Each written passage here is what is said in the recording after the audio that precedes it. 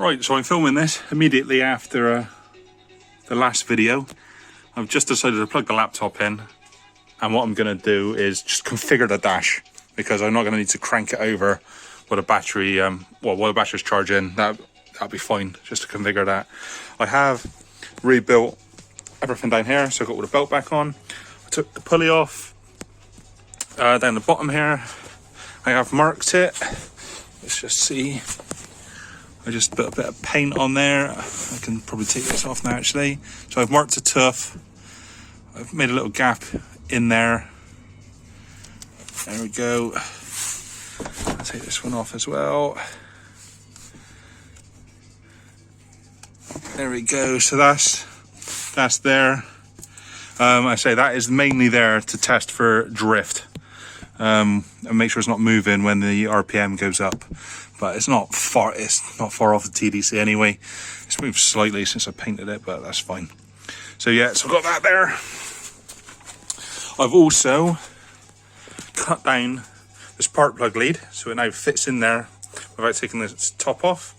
So I've got somewhere to connect my test light.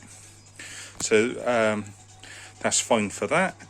The other thing what I've done is I have drained the tank. There wasn't much in there. I just opened up the system, drained it out. The reason for that, I will explain when this loads up. We're almost there now. So yeah, I'll run through what I'm going to do with the dash and the reason why I've drained that out. But yeah, when that's loaded up, I'll be back on the screen. Right, so first thing I'm doing is just setting up the alarms for the indicators. I've already done the left one. I'll show you how I do the right one. So on here, I'm just going to set up a new alarm. I'm going to use the channel, which I previously set as channel 2. Okay, greater than, and I set millivolts.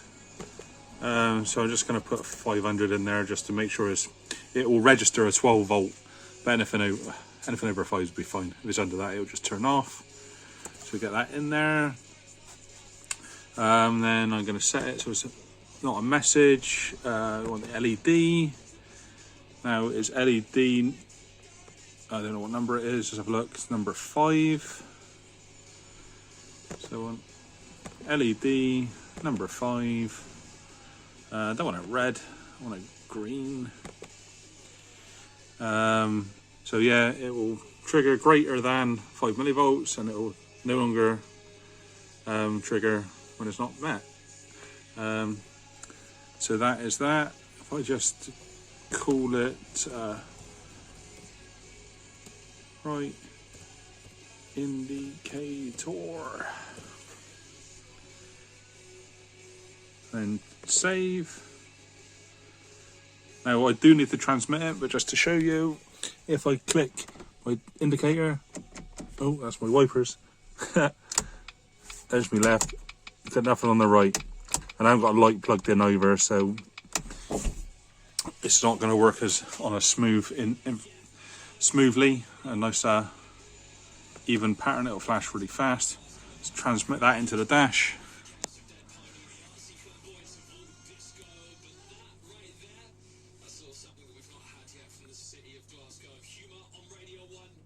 Shouldn't take too long. There we go, almost there.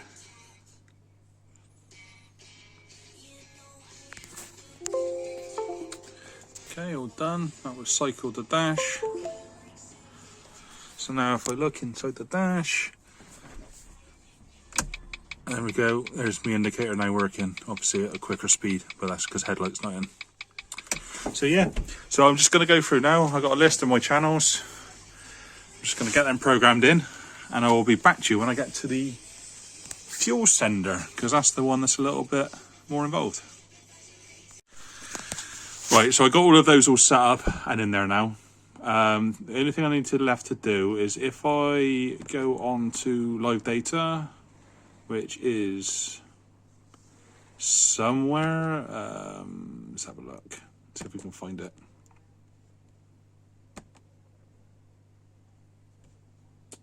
There we go, live measures. Right, so I need just to take a note of channel number 7. 7 is my fuel level. which is showing 1700 millivolts. So that basically, I emptied the fuel tank out and I put in 4 litres of fuel. I'm going to take a note of that measurement, and that basically, when I set up the fuel gauge on the car, that value will represent 0% fuel. So I know as soon as I hit 0% fuel, I'll have 4 litres left as a get me home emergency reserve sort of amount. Then what I'm going to do is, when the car is actually up and running, I'm going to fill the tank up with fuel, see what value we've got then.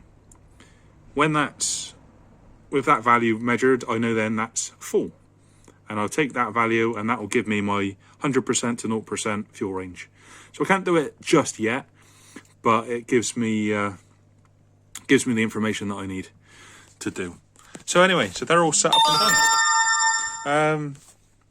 So yeah, so that is basically all I can do on this one. I say I'll wait for the batteries to charge up, and then I'll come back tomorrow. You'll see me shortly, and try and get it started. Right, see you shortly. So, would you believe it? Got the thing out, lovely day, sorting out outside, ready to start. And I've just tweaked all of the map inside, just changed a few settings. I'm going to run off of like a fuel pressure against the map reference on the VE table. I just thought I'd set the fuel pressure, and I don't know if you can see a fuel pressure there running, and a maximum I can get is 6 psi. So it looks like my regulator is packed up. It is very old, it's been sat about, so it's frustrating. But yeah, that is with the fuel pump turned on at 6 psi. Obviously it could be a faulty sensor, but I don't think it is. I might have another sensor I can just plug in and try, just to double check. But what I'll do is I'll take it off. I know the diaphragms can break up inside these regulators, so yeah, a bit frustrating, but right, I'll get one ordered up and I will be back to you next time. Right, so first thing I've done is just pop the cap off of this regulator. What normally happens is this diaphragm normally breaks up, but this all looks to be perfectly intact, no problems there.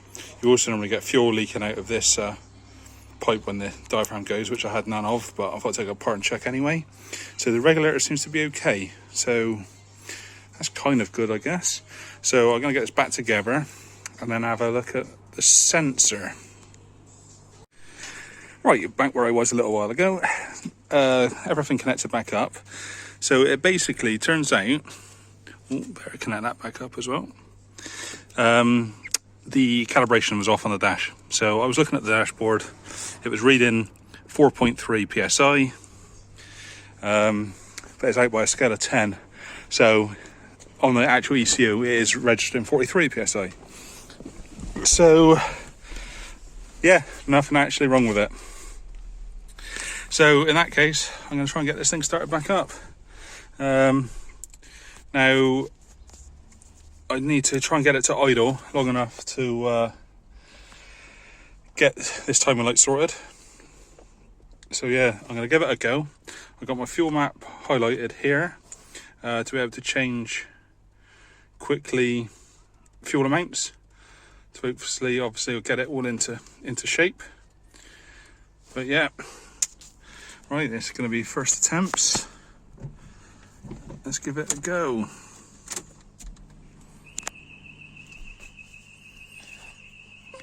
Get it all primed. ECU's connected, I'll just wait for that to connect, and then I can adjust it obviously properly. That's connected up.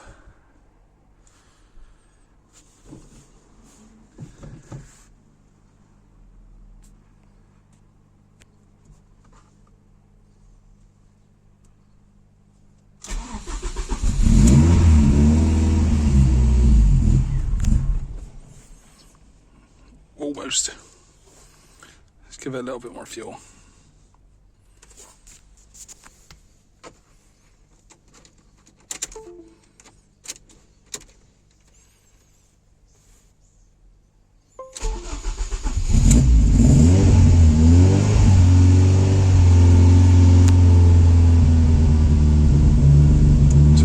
keeping it running with my foot.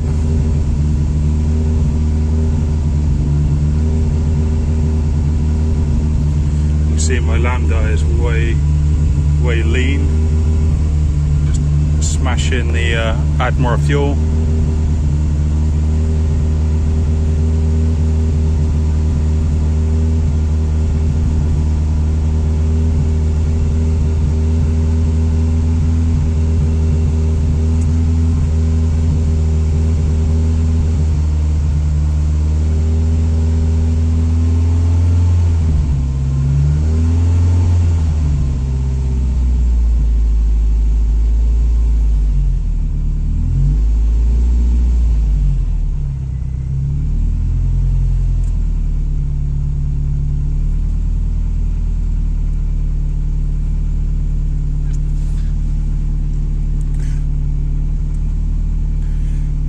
So my lander is not really running. It doesn't appear to be running. I'm idling. I seem to have lost everything on the dashboard, which is obviously not good. So I'm not quite sure what's going on there.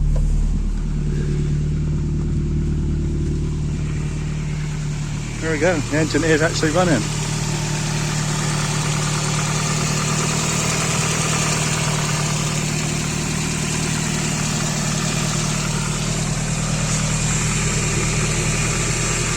No massive leaks yet.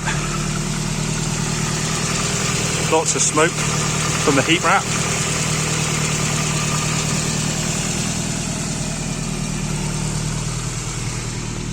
Right, I'm going to let's idle up a little bit more. Just make sure this is all good. Make sure I've got no leaks. I'll be back to you when I come to check on the timing. Right, I'm just going to turn it off now. So basically I've set all my offset timing now. I had to tweak it slightly. I was about 15 degrees out with it now running. But now it's running. Locked it at 10 degrees. Got that all spot on. Just a little bit of tuning doing on the idle now. I still have lost my dash. I don't know what that's about. And I don't have a lambda reading. So that's two things I need to sort out. Engine itself, it's all running all good. We're getting no leaks out the bottom, which is all brilliant, all gravy. And yeah, all good. Fans cutting in. Fan cuts in, holds us stable.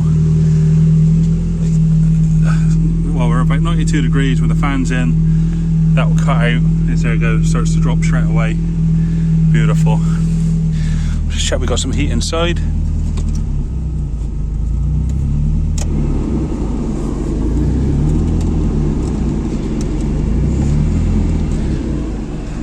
Lovely and toasty.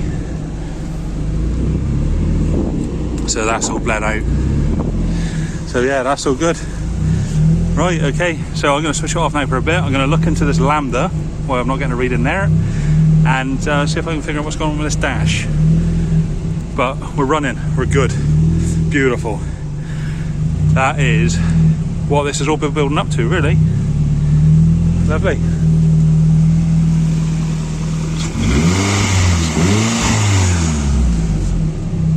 Yeah, racing soon, boys. Right, well, I'm done for the day, but if we have a little look, I can put the ignition on. All the dash now seems to be working, so I don't know what's going on there. Obviously something needs to be looked into. Now, one thing that I have got working is the wideband. It turns out if that isn't fully connected together, it's not going to work. It was just pushed together but not clicked thoroughly. So yeah, you can see as it warms up, the readings now were going leaner and leaner and leaner on the lambda. So yeah, so that's all done. I don't know what the dash is. One thing I did see on the log is the battery voltage was extremely high. So that is something I also need to sort out. And this has got a smart charge system on it, which I haven't actually plugged in, but it is wired up, so I might just disconnect it for the time being. You see it down in there. Well, you might not be able to see it. Yeah, it's got a smart charge system on these Fords, which I have to try and get around So yeah, I'm going to disconnect it for now. Hopefully it will just give me a default voltage of 13.8, and then that'll be fine to drive. I've got all the ignition coils all back in now. So yeah, we're good. Right, so what I need to do now is get an MOT on it, so I get it on the road, drive it around. To do that, obviously I need to rebuild lots of things in here. So that's going to be the next step, which I can now do is running.